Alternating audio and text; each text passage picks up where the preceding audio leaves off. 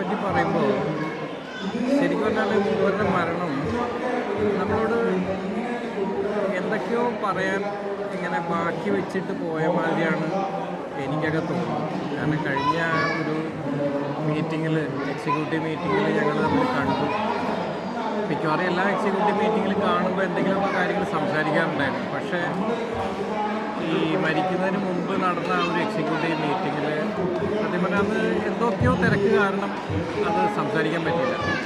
പിന്നെ കേൾക്കുന്നത് ഈ മരണവാർത്തയാണ്. ജോയ് ഡോക്ടർ നമ്മളെ സംബന്ധിച്ചിടത്തോളം നട്ടെല്ലാണ്, IMAയുടെ നട്ടെല്ലാണ്, ബിൽഡിംഗ് കമ്മിറ്റിയുടെ നട്ടെല്ലാണ്, അങ്ങനെ എല്ലാറ്റിൻ്റെയും ഒരു നട്ടെല്ലായിട്ടുള്ള അദ്ദേഹമായിരുന്നു അടുത്ത് ഈയിടെ അന്തരിച്ച ജോയ് ഡോക്ടർ.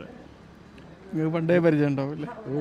ജോയ് ഡോക്ടർ ഇവിടെ വന്ന മുതൽക്ക്, മഞ്ചേരി വന്ന മുതൽക്ക് തന്നെ എനിക്ക് പരിചയമുണ്ട്. ഞാൻ 1980 ഇവിടെ എത്തി.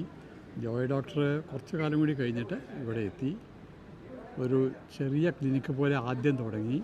അത് വലിയ നല്ലൊരു പ്രശാന്തി ഹോസ്പിറ്റൽ ബിൽഡപ്പ് ചെയ്ത് ഇത്ര ഗംഭീരാക്കി പോയി. അത് അദ്ദേഹത്തിൻ്റെ സ്വന്തം പ്രയത്നത്താൽ ഉണ്ടായതാണ്. പിന്നെ മഞ്ചേരിയുടെ ഒരു സ്വന്തം ആളായി മാറിയില്ലേ? അതെ, പിന്നെ മഞ്ചേരിയുടെ സ്വന്തം ആളായി മാറി.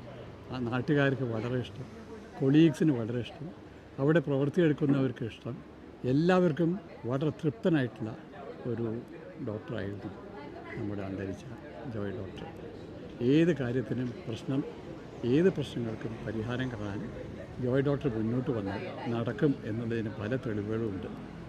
ഞങ്ങളുടെ IMAയുടെ സംബന്ധിച്ചിടത്തോളം സ്ഥലങ്ങളും അതൊക്കെ വേണ്ട വിധത്തിൽ നിയമാനുസരണമാക്കി എടുക്കാനും ശേഷം അതിനെ ഡെവലപ്പ് ചെയ്ത് ഇത്രയും ഗംഭീരമാക്കിയുള്ള ചെയ്തതും ഒക്കെ ജോയ് ഡോക്ടറുടെ ശ്രമപരമാണ്.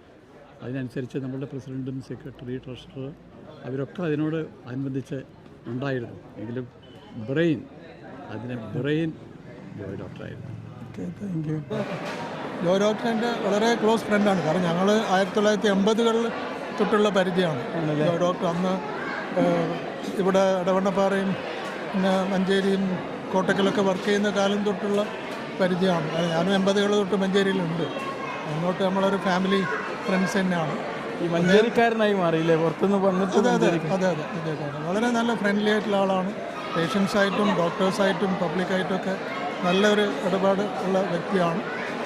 ഇപ്പോൾ ഒരു ഭാഗ്യമില്ലാതെ പോയി. അവസാനം ഇങ്ങനെ ഒരു മരണം വന്ന് നമുക്ക് ആർക്കും അത് ദഹിക്കാൻ പറ്റാത്തൊരു മരണമായിപ്പോയി. അതുകൊണ്ടാണ് ഇഫ്താർ പാർട്ടി പോലും മാറ്റിവെച്ചത്. അതെ, മാറ്റിവെച്ചു. അദ്ദേഹം വലിയ തീരെ നഷ്ടമാണ്. കാരണം മറ്റേ IMAയിലെ ഭാരവാഹികൾക്കും യാങ്സ്റ്റേഴ്സിനൊക്കെ ഒരു പ്രചോദനമായിരുന്നു, ഒരു സപ്പോർട്ടായിരുന്നു. അദ്ദേഹമാണ് IMA എൻക്ലേവ് ബിൽഡിംഗ് കൊണ്ടുവരാനൊക്കെ ധാരാളം ഉത്സാഹിച്ചത്. അപ്പോൾ എല്ലാവർക്കും ഒരു മാർഗ്ഗദർശിയാണ്. ഞാനൊരു പാസ്റ്റ് പ്രസിഡൻ്റാണ്.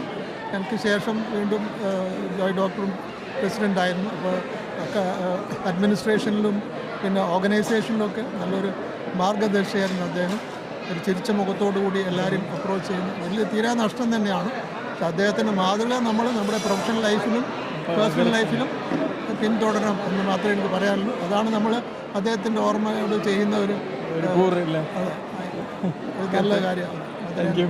നിങ്ങൾ തന്നെ പറഞ്ഞല്ലോ ഇവിടെ വന്നപ്പം മൂപ്പരെല്ലായിട്ടും കൂടെ ഒരു ഫുൾനെസ് ഫീൽ ചെയ്യുന്നില്ല? തീർച്ചയായിട്ടും പിന്നെ ഇന്നത്തെ ഒരു ഇഫ്താർ പാർട്ടിക്ക് വരുമ്പോൾ പോലും ഞാൻ ഇങ്ങനെ ആലോചിക്കുന്നത് നമുക്കൊരു വല്ലാത്തൊരു വിഷമത്തിൻ്റെ, കാരണം ഏത് മഞ്ചേരി IMAയുടെ പരിപാടിക്കായാലും പിന്നെ ഇവിടെ നിൽക്കുന്നൊരു സാന്നിധ്യമാണ് പിന്നെ നമ്മുടെ ജോയ് സാർ.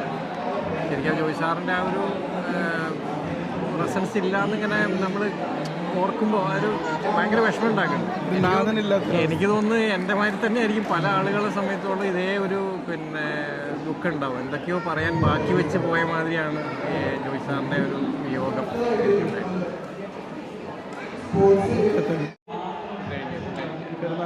IMA നോമ്പുകളാണ്.